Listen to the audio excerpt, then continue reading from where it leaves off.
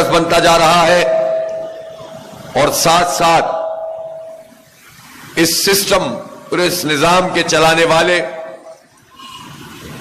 وہ لوگ کہ جو غریبوں کا استحصال کرتے ہیں، جو عوام کا خون نچوڑتے ہیں، ان سب لوگوں پر ایک ہیبت طاری ہوتی چلی جا رہی ہے۔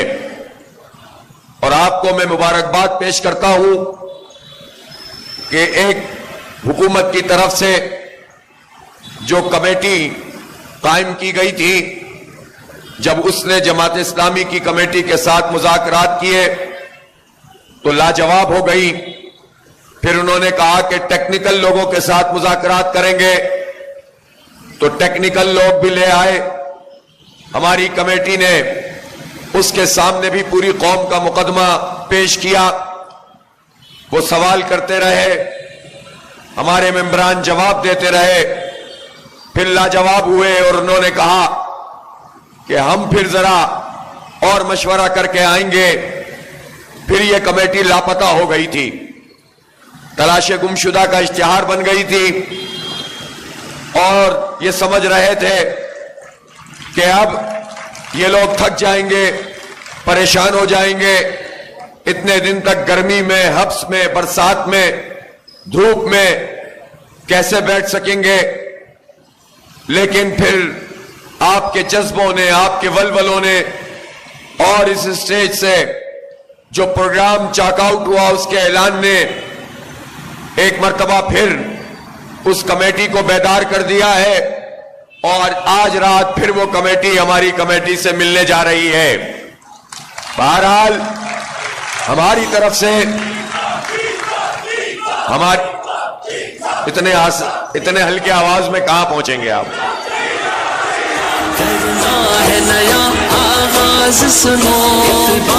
کہاں جانا ہے؟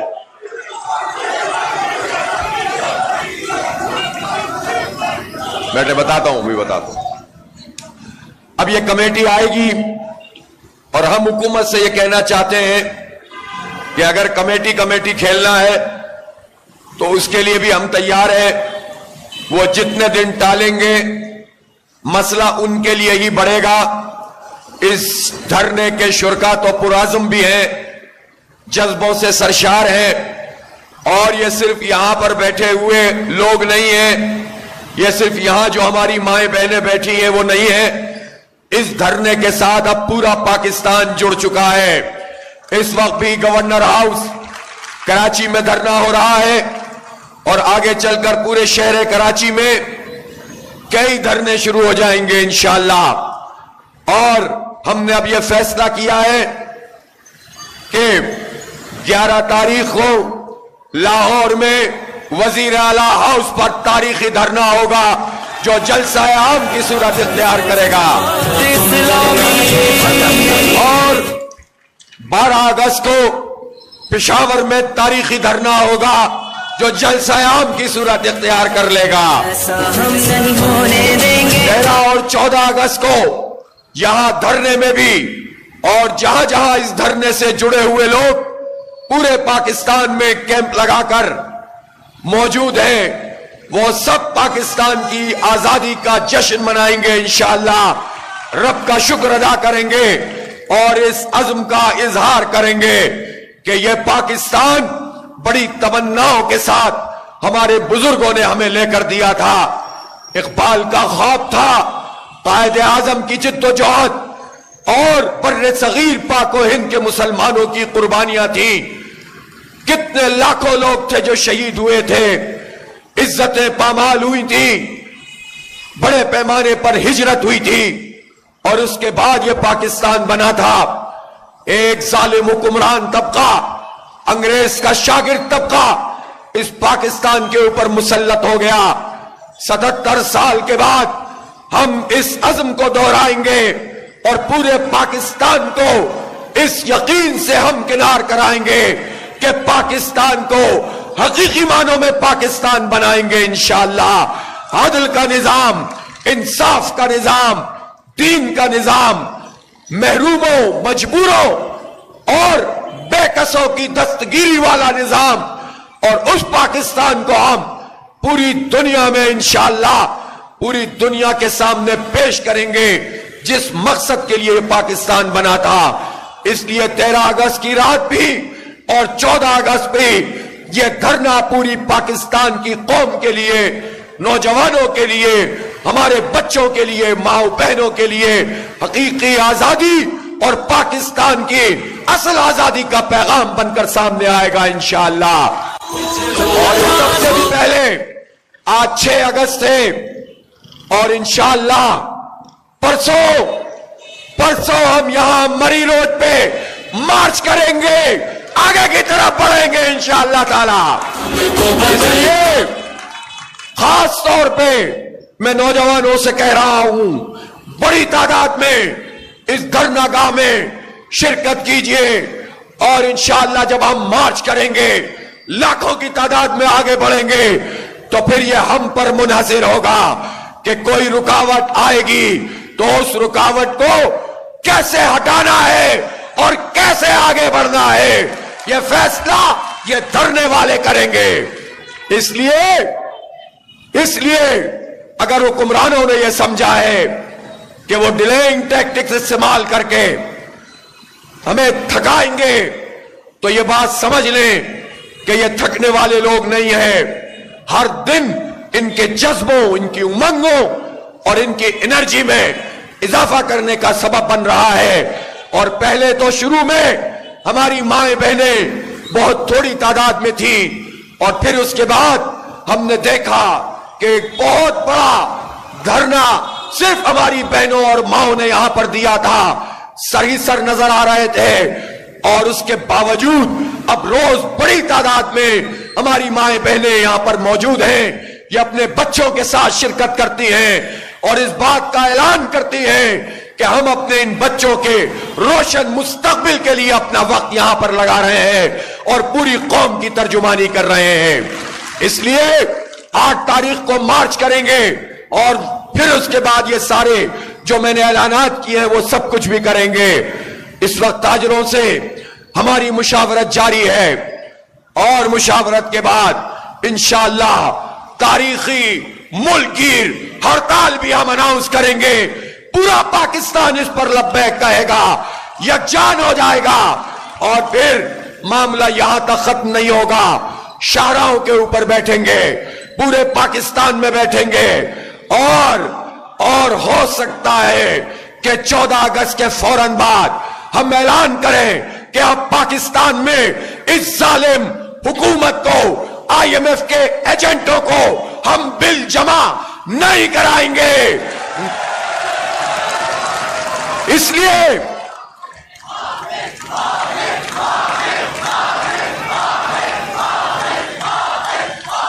لیے میں حکومت پاکستان سے یہ کہنا چاہتا ہوں کہ آپ حالات کی سنگینی کا اندازہ کر لیں اور آپ اس بات کو اچھی طرح سمجھ لیں کہ اب دنیا میں لوگ بیدار ہو رہے ہیں، باطل کا مقابلہ کرنے کے لیے تیار ہو رہے ہیں.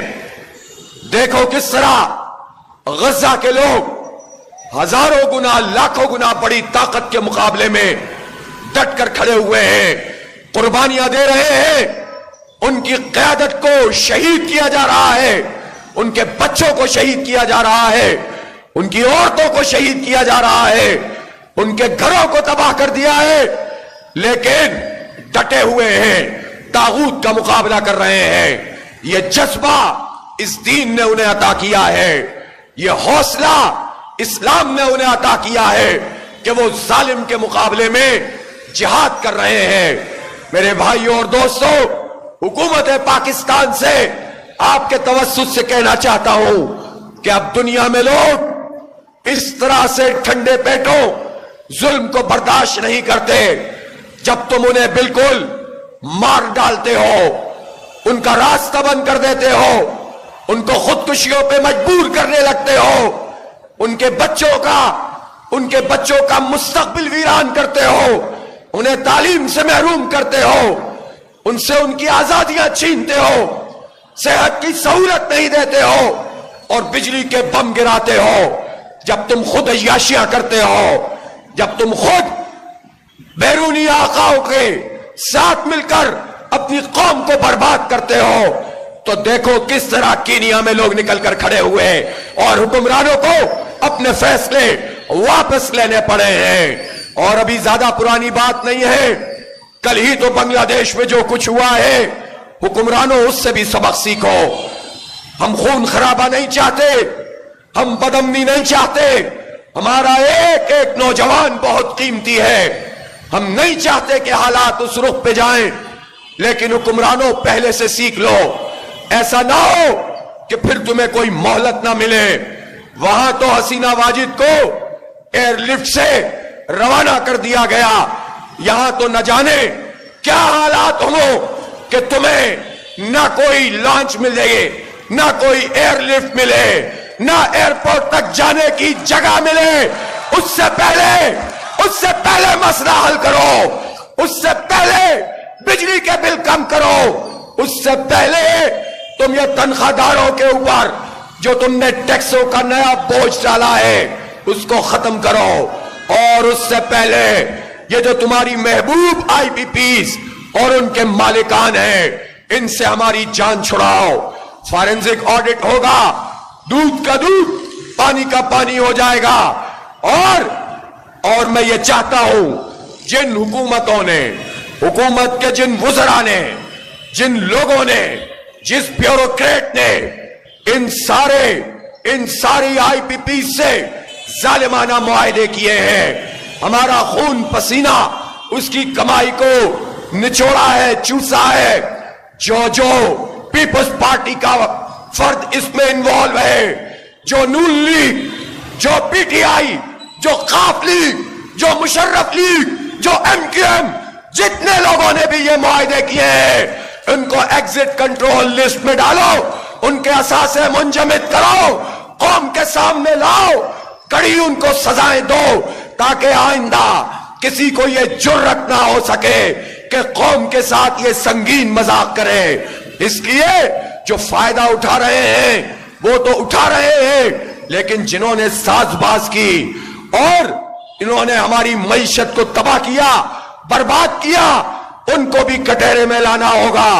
اس لیے جماعت اسلامی کا یہ دھرنا پاکستان کی عوام کے امیدوں کا ترجمان دھرنا ہے. اور میں آپ سے ایک مرتبہ پھر یہ پوچھنا چاہتا ہوں کہ ایک طویل جد و جہد کے لیے آپ تیار ہیں کہ نہیں تیار ہیں؟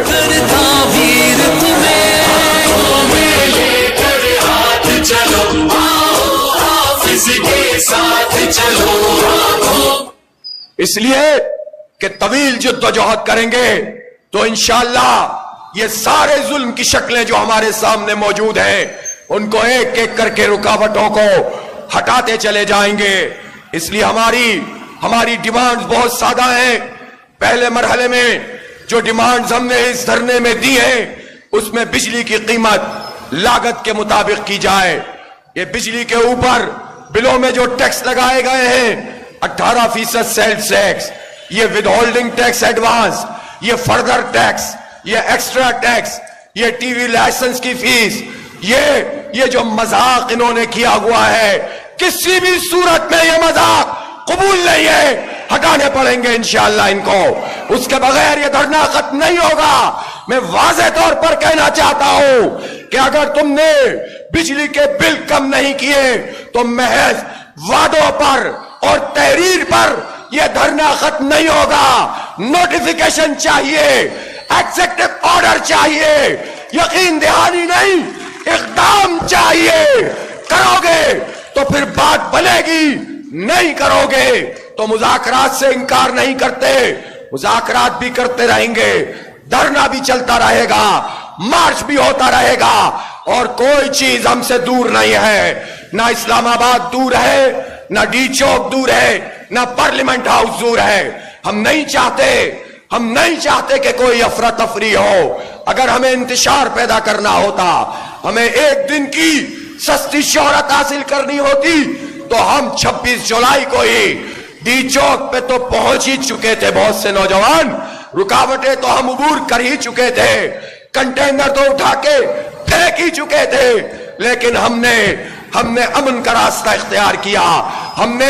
ہم نے پارٹی کی اور پارٹی لیڈر کی پالیٹکس نہیں کی. ہم نے پاکستان کے 25 کروڑ عوام کا مقدمہ پیش کیا اور یہی ہماری سیاست ہے.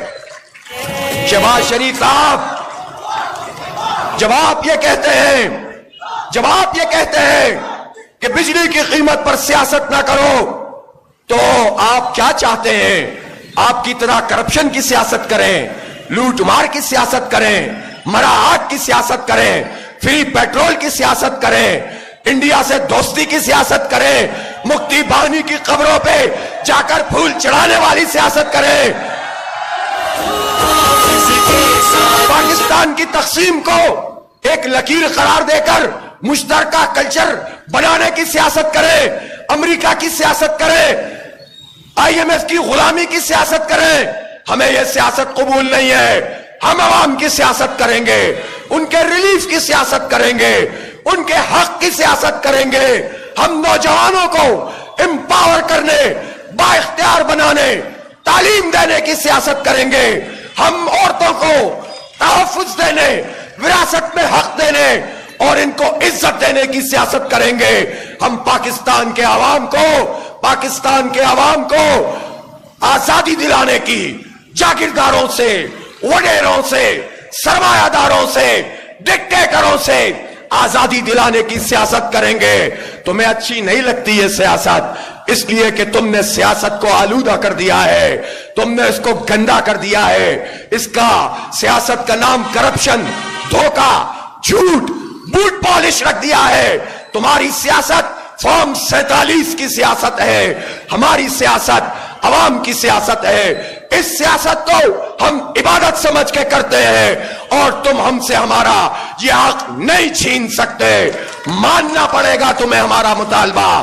بجلی کی قیمت کم کرنی پڑے گی اور آئی پی پیز کو لگام دینی پڑے گی. ہم واضح کرنا چاہتے ہیں کہ آئی پی پیز میں جتنے پرانے معاہدے ختم ہو چکے ہیں ان کو خیر بات کہا جائے, ان کے پلانٹس کو حکومت اپنی کسٹڈی میں لے اور اس کو استعمال کرے اور ان پلانٹس کو انڈسٹریز کے قریب لگایا جائے تاکہ اس کے نتیجے میں یہ جو تم نے برسہ برس 10 سال این ٹی ڈی سی اور یہ جو نیشنل گریڈ میں کوئی انویسٹمنٹ نہیں کی, ٹرانسمیشن کی میں کوئی انویسٹمنٹ نہیں کی, بوسیدہ لائنیں بچا کر رکھی ہے. تم نے آئی پی پیز میں تو انویسٹمنٹ کروائی اور لوٹ مار کی, لیکن جو کرنے کا کام تھا وہ نہیں کیا.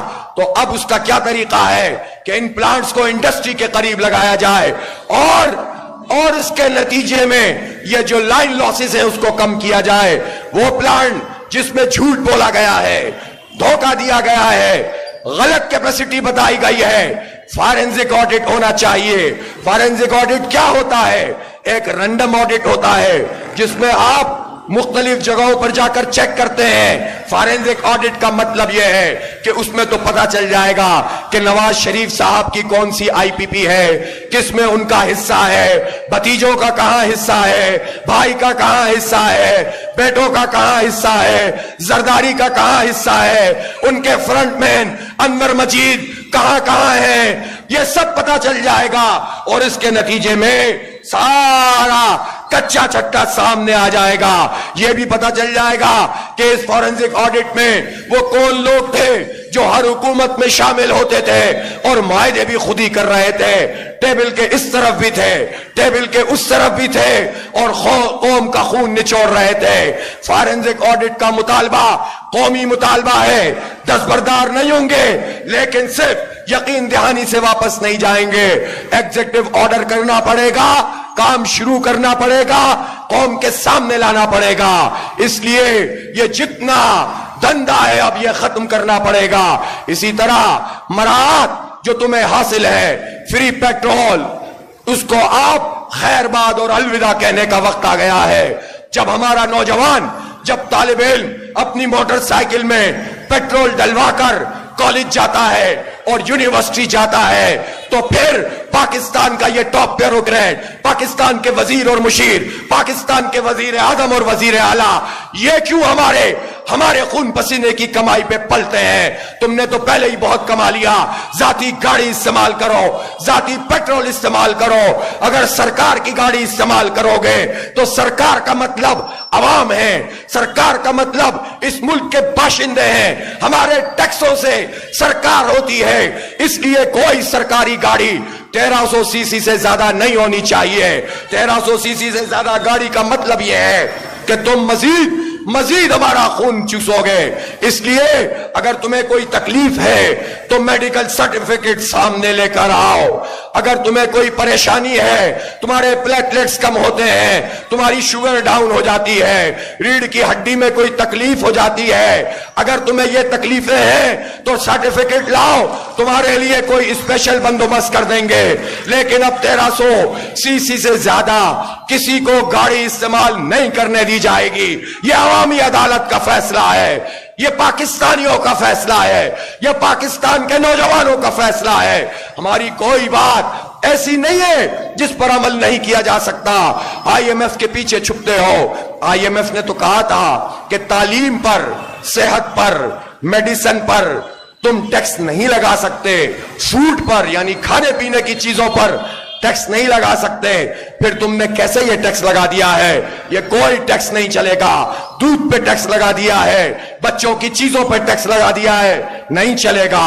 اور اسی طرح سے کہنا چاہتے ہیں کہ تم نے جو صنعتوں کو تباہ کرنے کا فیصلہ کیا ہے, یہ بھاری بل صنعتوں کو تباہ کر رہے ہیں. میں ابھی ایک ٹی وی پروگرام میں بھی بتا رہا تھا, مجھ سے آج ایک ایسے فرد کی ملاقات ہوئی کہ جس نے ایک چھوٹی سی انڈسٹری جوس کی لگائی ہوئی تھی. 200 لوگ اس کے ساتھ کام کرتے تھے. اس نے مجھے بتایا کہ 20 سے 25 لاکھ روپے بل آتا تھا, 55 لاکھ پھر 65 لاکھ آنے لگا.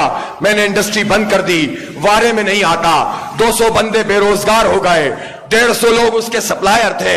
جس دکان کے پاس وہ مال جاتا تھا وہ ریٹیل میں جب بیچتا تھا اس کو بھی پروفٹ ہوتا تھا. سینکڑوں لوگوں کو تم بے روزگار کرتے ہو. تمہارے بجلی کے یہ بل اور یہ بم پاکستان میں صنعتیں تباہ کر رہے ہیں. بڑی بڑی صنعتیں بند ہو رہی ہیں. لوگ یہ کہتے ہیں کہ تم جب 1% ڈائریکٹ ٹیکس لے رہے تھے, ایکسپورٹ کا فکس ٹیکس لے رہے تھے, اس کو ڈبل بھی کر دیا اور ایف بی آئی کے درندوں کو ہم پر چھوڑ دیا ہے. اب وہ انویسٹیگیشن کے نام پر کرپشن کریں گے اور ایکسپورٹ مزید تباہ ہوگی. 22 سے 25,000 ایف بی آر کے لوگ ہیں لیکن 1,000 ارب روپے سے زیادہ کرپشن کرتے ہیں, بلکہ اس سے بھی کہیں زیادہ کرپشن کرتے ہیں. تو آپ یہ بتائیے کہ یہ ایف بی آر جس کا کام ٹیکس جمع کرنا ہے, ٹیکس تو تم بجلی کے بلوں میں لے لیتے ہو, ٹیکس تو تم ڈائریکٹ تنخواہدار کا کاٹ لیتے ہو, ٹیکس تو تم کھانے پینے کی چیزوں پہ لگا دیتے ہو. پھر یہ ایف بی آر کا کیا کام ہے؟ ان کی لوٹ مار کے لیے ان کو رکھا ہوا ہے. اس لیے یہ ایکسپورٹرز کے لیے لوٹ مار کا یہ دھندا قابل قبول نہیں ہے. تاجر دوست اسکیم کو سامنے رکھ کے اس کے نام پر مختلف مارکیٹوں کے ریٹ طے کر دیے گئے اور زبردستی ٹیکس وصول کیا جائے. میں تاجروں سے کہنا چاہتا ہوں کہ ٹیکس نیٹ میں خود کو لے کر آئے. جو جائز ٹیکس ہے آمدنی پر وہ ادا کریں, لیکن ناجائز ٹیکس کوئی ادا نہیں کرے گا. یہ تاجر دوست اسکیم, اس کو ریوائز کرنا پڑے گا. اس لیے طالب علم ہو یا چھوٹی نوکری کرنے والا ہو, بڑی ملازمت کرنے والا ہو, اور چاہے تاجر ہو, صنعت کار ہو, چاہے وہ غریب ہو, مڈل کلاس ہو, ہر آدمی پریشان ہے. اور حکومت وہ یہ کہتی ہے کہ کوئی مسئلہ نہیں ہے, ہماری تو ترقی آگے ہو رہی ہے, شرح نمو پتہ نہیں کہاں سے بڑھ رہی ہے, مہنگائی پتہ نہیں کہاں سے کم ہو رہی ہے. جھوٹ پر مبنی یہ دعوے نہیں چلیں گے. تمہیں پیچھے ہٹنا پڑے گا, تمہیں انصاف دینا پڑے گا, اور تمہیں پاکستانیوں کو ان کا حق دینا پڑے گا. اس لیے ایک مرتبہ پھر یہ اعلان کر رہا ہوں کہ یہ دھرنا جاری ہے, پوری آب و تاب کے ساتھ جاری ہے, پورے جذبے کے ساتھ جاری ہے, بلکہ اس میں اضافہ ہوگا. اور 8 تاریخ کو انشاءاللہ یہاں مری روڈ سے مارچ کرنا ہم شروع کریں گے. پھر 11 تاریخ کو لاہور میں وزیر اعلیٰ ہاؤس پہ دھرنا ہوگا, تاکہ بھتیجی صاحبہ بھی, ان کو بھی پتا چلے کہ انہوں نے کسانوں کے ساتھ کیا سلوک کیا ہے, کسانوں کا حق مارا ہے, انہوں نے قوم سے جھوٹ بولا ہے, انہوں نے دھوکہ دیا ہے. اور گندم کی قیمت طے کرنے کے بعد مکر گئی ہیں، ان کو بھی پتا چلے کہ سبسڈی کے نام پر انہوں نے قوم سے جھوٹ بولا ہے۔ میڈیا کو خرید کر وہ کتنا بے وقوف پاکستانیوں کو بنا سکتے ہیں۔ وزیر اعلیٰ ہاؤس پہ جب دھرنا ہوگا، جو جلسہ عام کی شکل اختیار کر لے گا تو ان کو بھی سمجھ میں آ جائے گا۔ پھر پشاور میں بھی تاریخی دھرنا ہوگا، وہ بھی جلسہ عام کی صورت اختیار کر جائے گا، اور پھر ہڑتال کا آپشن بھی موجود ہے۔ اس لیے بڑی جد و جہد کی تیاری کر لیجئے۔ ہاں، اگر بچنا چاہتے ہو، حالات کی سنگینی کا اگر تمہیں کچھ بھی اندازہ ہے، ہمارے مطالبات مان لو۔ ہم لڑنے نہیں آئے، گولیاں چلانے نہیں آئے، ہم تصادم کرنے نہیں آئے، ہم حق لینے آئے ہیں، خیرات لینے نہیں آئے، حق لینے آئے ہیں۔ عوام کا حق، 25 کروڑ لوگوں کا حق، نوجوانوں کا حق، طالب علموں کا حق، مزدوروں اور کسانوں کا حق لینے آئے ہیں، تاجروں اور صنعتکاروں کا حق لینے آئے ہیں، اور انشاءاللہ لے کر جائیں گے۔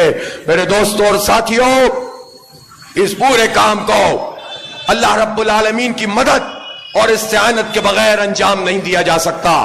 اللہ رب العالمین پر بھروسہ کیجئے۔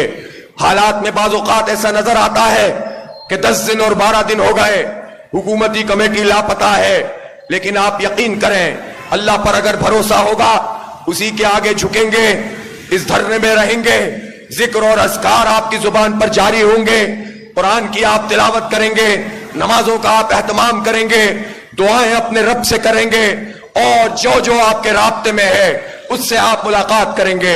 اور میں دھرنے کے منتظمین سے بھی کہنا چاہتا ہوں، جو لوگ بھی صبح سے یہاں پر دھرنے میں شریک ہوتے ہیں یا ارد گرد کے جگہوں پہ چلے جاتے ہیں، ان کے بارے میں بھی یہ طے کر لیں کہ وہ صرف یہاں پر نہ آیا کریں، وہ محلوں میں نکل جایا کریں، وہ بازاروں میں چلے جایا کریں، حق کا پیغام لوگوں کو پہنچایا کریں۔ اس دھرنے کی بھی دعوت دیں، جماعت اسلامی کا پیغام بھی پہنچائیں، اور بتائیں کہ یہ ایک بڑی اسلامی تحریک ہے جس کا بڑا گلوبل ویژن ہے، لیکن ہم اپنے مقامی حالات سے جڑے ہوئے ہیں، اور ہم مقامی حالات میں بھی جو لوگوں کی دکھ درد کو ختم کرنے کے لیے جد و جہد کرتے ہیں، اس کو بھی اقامت دین کا کام سمجھ کے کرتے ہیں، دین کی بالادستی کا کام سمجھ کے کرتے ہیں۔ یہ ہمارا راستہ ہے، یہ ہمارا لائحہ عمل ہے۔ اس لیے اس کام کے ساتھ لوگوں تم بھی جڑ جاؤ، اس پیغام کو آپ پہنچائیے، اور میری آواز پورے پاکستان میں جہاں جہاں جا رہی ہے اس تک بھی میرا یہ پیغام ہے کہ آپ اپنی بستیوں میں، اپنی تحصیلوں میں، اپنی یونین کونسلوں میں، اپنے کھیتوں اور کھلیانوں میں، آپ اپنے گوٹھوں میں اور اپنے گاؤں دیہاتوں میں اور چکوں میں جائیے، آپ شہروں میں جائیے، چوکوں اور چوراہوں پہ جائیے، بازاروں اور مسجدوں میں کھڑے ہو جائیے، اور اس دھرنے کا پیغام سب تک پہنچائیے۔ یہ ایک بڑی انقلابی تحریک بننے کی پکا پوٹینشل یہ دھرنا رکھتا ہے، اس کے ساتھ لوگوں کو جوڑتے چلے جائیے، اور اگلے اقدامات کا اور ان کے اعلانات کا انتظار کرتے جائیے۔ انشاءاللہ یہ دھرنا ٹرننگ پوائنٹ ثابت ہوگا، انشاءاللہ یہ دھرنا پوری قوم کو ایک نئے مستقبل سے ہمکنار کرے گا، روشن پاکستان سے ہمکنار کرے گا انشاءاللہ تعالی۔